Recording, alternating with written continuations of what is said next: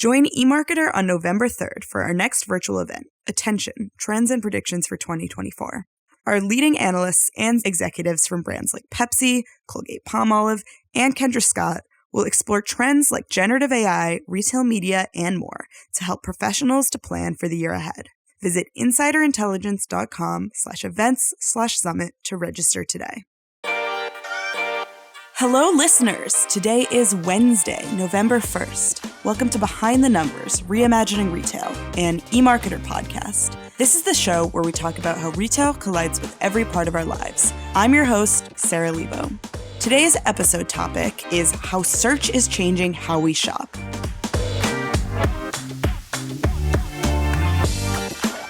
First, let's meet today's guests. Joining me for this episode, we have Senior Director of Briefings, Jeremy Goldman. Hey, Jeremy. Hello. Happy November. Happy November. Also with us is Senior Analyst, Sky Canaves. Hey, Sky. Hello. Good to be back, Sarah. Good to have you. Okay, let's get started with Free Sample.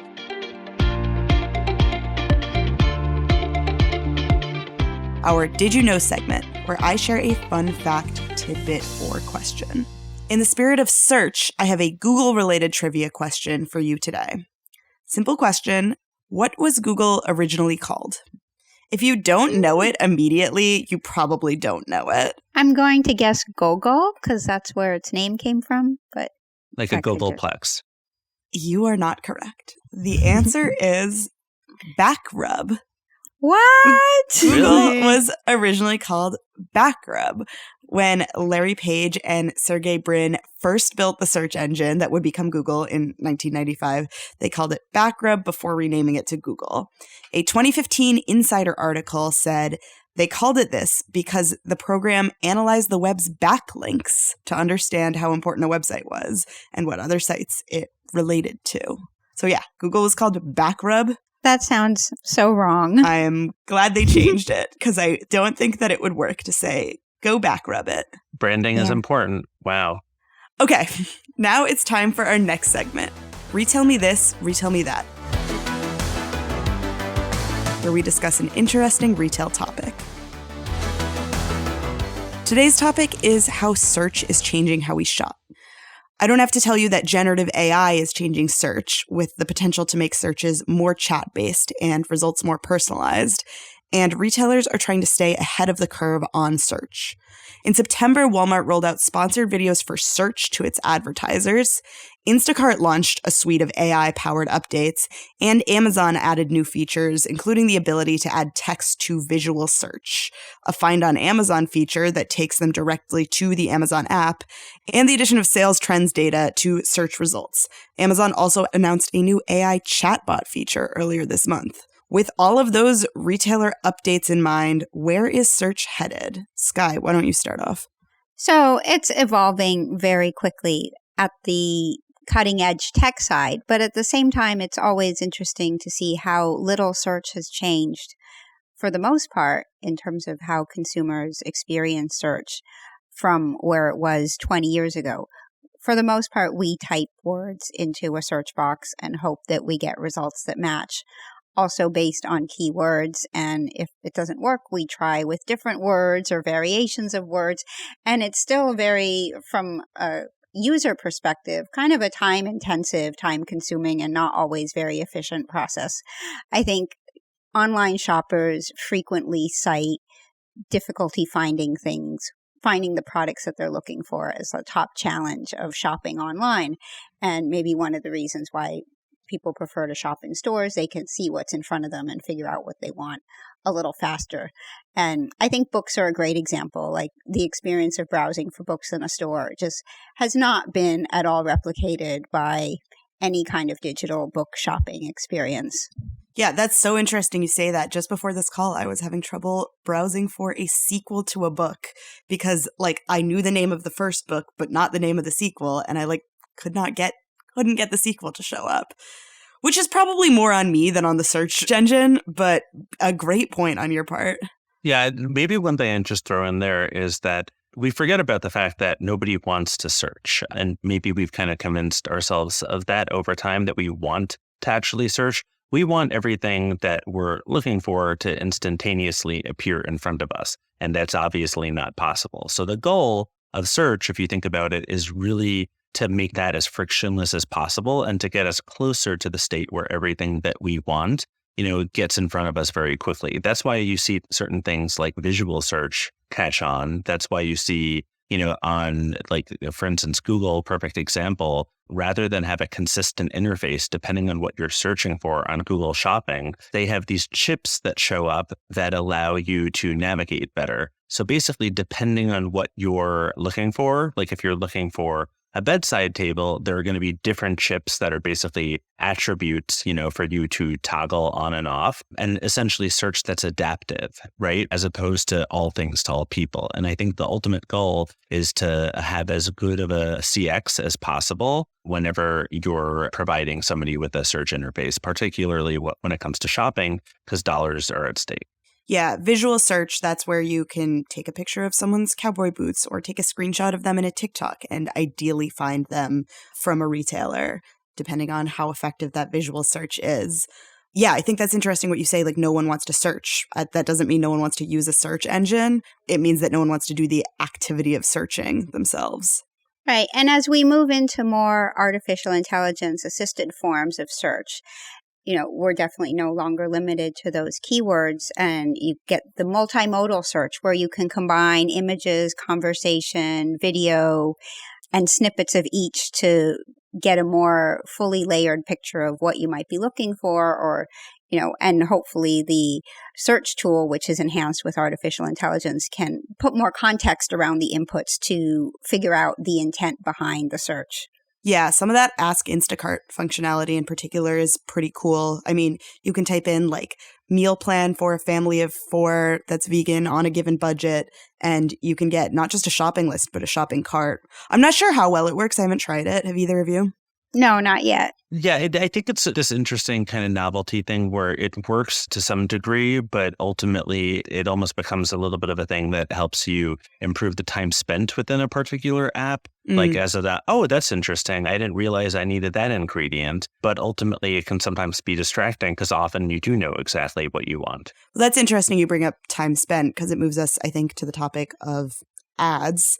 So it's impossible to talk about search and shopping without talking about our favorite topic, retail media, at least my favorite topic. This year, retail media ad spend totaled $45 billion in the US, according to our forecast.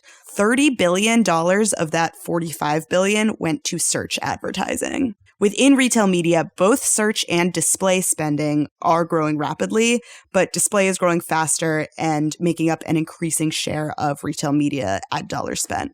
Still, I don't want to understate the importance of retail media search advertising. Last year, retail media made up 25% of all U.S. search advertising. In 2027, it'll make up around 40%, all according to our forecast. So with all of those numbers in mind, retail media search climbing, what should we keep in mind when talking about search, shopping, and advertising? So one thing that we've definitely talked about a lot internally is just the whole balancing act that you as a retailer have to be thinking about. You have to make sure, obviously, that you're monetizing, surface space, but the ads that you're serving still have to be very meaningful and tied to that particular search. And nobody really likes to have an experience where they do a specific search and then somebody bid on, keywords or placements where you're just basically putting up like an irrelevant or not quite relevant ad in front of the user. And that could wind up being dollars in the pocket of a retailer, but that's essentially a short-term metric. The user experience in that case is going down. So I think it's interesting, that obviously it's something that works really well for retailers, but they just do have to think at the same time about, are they monetizing too much surface? Are they really making sure that those retail media ads are well placed when somebody's running a search? Yeah, one of the things that's hiking up retail media spend is that inventory is expanding so quickly. Amazon's taking share from Google. There has to be a ceiling on this, though. I mean, I guess there doesn't have to be. With digital ads, there technically does not have to be a ceiling on inventory, but there must be. Like when you search through Amazon, at a certain point, it becomes sort of a cluttered user experience. Right. And there's a limited amount of real estate on that critical first page of Amazon search results. And I think there have been different studies looking at how many of the results come up that are sponsored results versus organic results. And some people will say that it's too many if they count 60 listings and a third of them are sponsored. Like Amazon, I think, is trying to figure out what is the right number or where can they balance it. And maybe it also varies by user and by demographic as well. Sure. Some users, consumers might be willing to take a heavier Prime load, or Prime members more willing to look at ads or more likely to click on ads than non-Prime members. These are things that they have to, kind of balance as they push the retail media, which is growing very quickly. In their earnings last week, the retail media business grew by some 26% in the third quarter over a year earlier. And I think that's the fastest growing business unit in Amazon that they report. And at the same time, they noted that a lot of that is being driven by search and not other forms of advertising. Do you guys ever do that thing where you search for an item and then you specifically don't click on the sponsored listings because you're like, that one's an ad? Yeah, all the time, especially on Google. I use Google Shopping a lot to search for products, but I generally try to skip past the ad listings, which they put very clearly up on the top banner. So they kind of limit the ad real estate as well on their results page. But nowadays, more and more, I do look at it because if the ads are relevant, if they're highly relevant and they're the product that you're actually looking for, then you will be more likely to click on it. Yeah, and those Amazon ads are getting really good. Before we move on to our second half, I just want to talk about search and the discovery journey itself. According to a Jungle Scout survey, 57% of respondents start their shopping searches on Amazon. Compare that to 42% who start on a search engine and 17% who start their searches on TikTok. So Amazon was way in the lead, followed by search engines, and TikTok was far behind, although TikTok's share here has grown significantly. Is this the end of Google as we know it? So I'll say no. I mean, I think that it's just about the fact that there are a lot of different types of product categories and obviously generational differences at play here. But I mean, it's generally a bit strange to have everybody using the same exact platform nonstop with no competitor to it. So it's okay that search is basically moving to a whole bunch of different platforms depending on what you're looking for, depending on if you're looking to be entertained and maybe have like a bit of like a wayward journey in order to find a product versus if you're just trying to buy something kind of from like a replenishment standpoint. So I think that you're probably going to see more and more of this, but Google will probably make it and be in our lives for quite some time to come. Sounds like someone has been watching the Google antitrust trials. I think Google would be protesting the opposite, that they're under threat from the TikToks and Amazons, and it's so competitive. But I think Google is still investing so much in search and AI, and particularly tying it to shopping and adding more AI tools in the mix for both advertisers and shoppers. And I would say for me overall, I still find Google Shopping to be the best place to search for products because I can compare prices. I can find the products that might be near me. Amazon search results come up in Google as well. And especially now with the holiday season when there's so many retailers have competing promotions and consumers want to figure out where can they find the best deal. It's not always Amazon. Now with TikTok, well, TikTok's got a lot of low-cost goods, but they're not always the real thing either. Sometimes those prices are a little too good to be true. Yeah, that's an interesting point about TikTok. I mean, this idea that like Gen Z is abandoning Google and moving all of their searching to TikTok, do you think that's real? Do you think that's overblown? I think Gen Z is definitely searching TikTok for trends and inspiration, and maybe they are looking for specific products because product reviews are super important to online shoppers as well. And it's a place where they can get different takes on products or see what people they know and trust are saying about products. But at the same time, when I look at the popular TikTok shopping hashtags, we always talk about TikTok made me buy it, but hashtag Amazon finds is a pretty close second on TikTok. It has something probably close to 60 billion views by now. It's not very far behind TikTok made me buy it. Yeah. Any creators linking to their Amazon storefront. I know you mentioned the Jungle Scout data, our own data, just to kind of put in perspective here. For Gen Z in the US, watching videos, number one social media activity amongst US Gen Z social media users at 72.4%. Shopping and product discovery is 36.6%. So I think it's just really important to understand that social media, broadly speaking, yes, that's one use case, but it's far from the top. It's number 10 out of 12 different use cases that we looked at in one of our most recent surveys. Yeah, I think it'll be interesting to keep an eye on how much of that watching videos is product discovery and brand discovery without consumers even realizing it, though. On that note, let's keep moving. Now it's time for our segment, Red Hot Retail. This is our guests' opportunity to give us their very specific and potentially risky predictions on a topic. The predictions can be mild, medium, spicy, or extra hot. The higher the spice level, the riskier the prediction. Today, Jeremy and Sky are sharing their predictions for the future of search in retail. Our guests will tell me what spice level to expect and then share the prediction. Sky, why don't you go first? Give me a spice level and give me a prediction. Okay, I think this one is just medium spicy. So I think it's already pretty well known that Amazon plans to launch a shopping chatbot that will be powered by AI and hopefully get consumers more personalized product recommendations, help them to find products in a more conversational way. And my prediction is that Amazon is going to move pretty quickly to try to monetize this by bringing ads into the chatbot, but with mixed results, because I think that's a big hurdle for ChatGPT or chatbots in general is, how do you insert advertising into them, particularly when it's more conversational, how to place it, the amount of advertising that can be sustained or is sustainable within that context. But I think it's going to try and be one of the first and faster movers in the space. Yeah, so 6 months ago, I feel like I was seeing a lot of headlines that were like, is Amazon behind on AI? And the answer was probably yes, but I think that people expected the AI big players to really solidify faster, and that hasn't proven to be the case. They're still moving and shaking here, and the big players still have the advantage of having people already there. So I think you're definitely right. I'm interested in seeing what ads look like in an AI chatbot.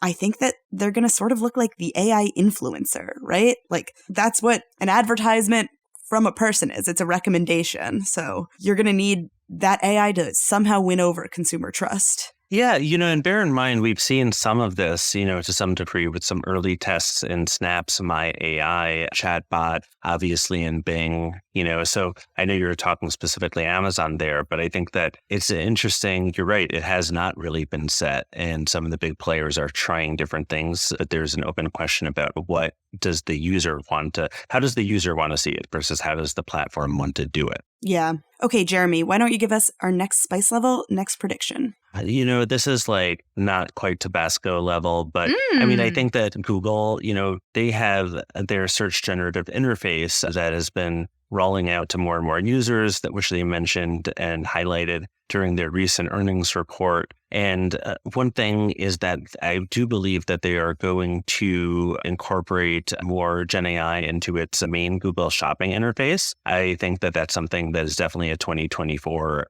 thing, which essentially just means being able to query Google shopping using a little bit more of a natural way of talking and asking something more complex, and then having it automatically populate, a few different fields so that you don't have to toggle on and off a whole lot of different attributes, just basically getting people to that point of purchase a lot sooner. Yeah, so if I'm buying a desk and I need it to be a certain size, certain price, and certain color, instead of checking boxes, I can just type that in. Yeah, exactly. I think that's a perfect, college dorm room, right? So you do something like this, and then the chatbot basically populates a number of different things based off of that, makes certain assumptions. Obviously, you can toggle those on and off, but it's a smart assistant that allows you to get to that point where you say, yeah, it looks like these are the right things for me sooner rather than later. as opposed to that whole entire, it goes back to, the customer experience about the toggling on and off and all these different attributes and sliders and stuff. And those things were, necessary evils for a time. But I think that Google will make major inroads into essentially eliminating them or starting to eliminate them next year.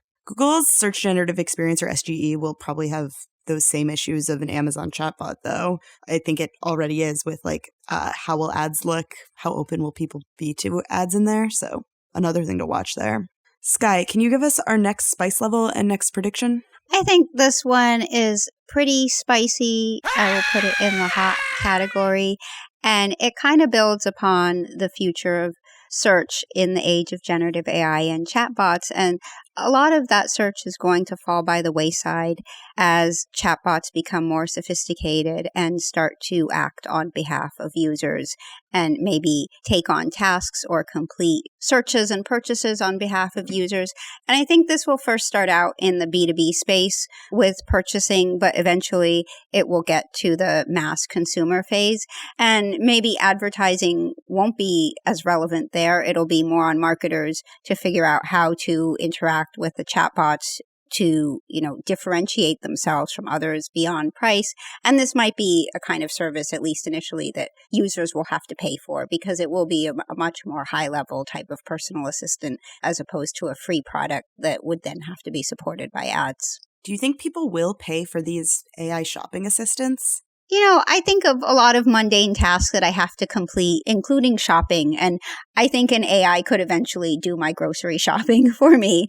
I buy pretty much the same kinds of things on a regular enough schedule that I do think so. I mean, there are already smart fridges that let you know when you're running low on things.